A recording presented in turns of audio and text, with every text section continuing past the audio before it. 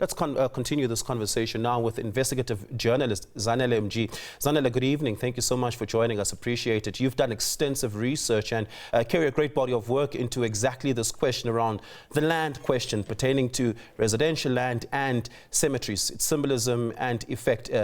Is what's happening in Alexandra new to you at all?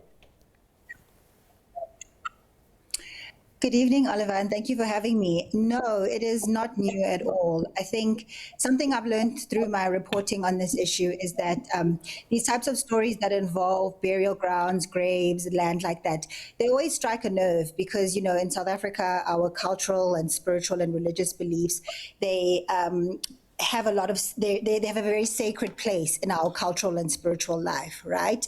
But graves also in this country also symbolize a long history of a lack of land and spatial justice. For South Africans, they're not just sacred spiritual sites, they also often function as the only evidence of their connection to land that they once lived on, to land that was once theirs. And graves also now, as we can see, symbolize the desperation for housing and access to land in South Africa, to the point where people will, despite our very important cultural beliefs around burial sites, people are still being forced into a situation where they even have to live on that land.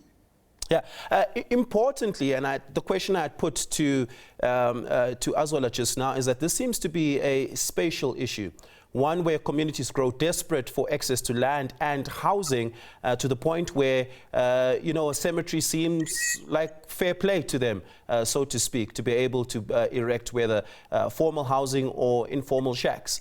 Has the city of Johannesburg addressed the historical question of land and very specifically access to land, particularly in and around where burial land seems to have been historically? No, I wouldn't say that government or the city has done enough to address the issue of spatial injustice and access to land. I think what we're seeing here, I mean, it's being described as desecration, which yes, it is, but more importantly, it's desperation. I think it's a symbol of absolute desperation to the point where people are forced to do things like this. I don't think living in a place like that is a first choice for anyone. Yeah, we're going to have to leave it there. Zanele, thank you so much for your time and your insights on this. Really do appreciate it. Zanele Mji, investigative journalist, whose work has looked into exactly this question. Let's take a short break and continue on the other side of this.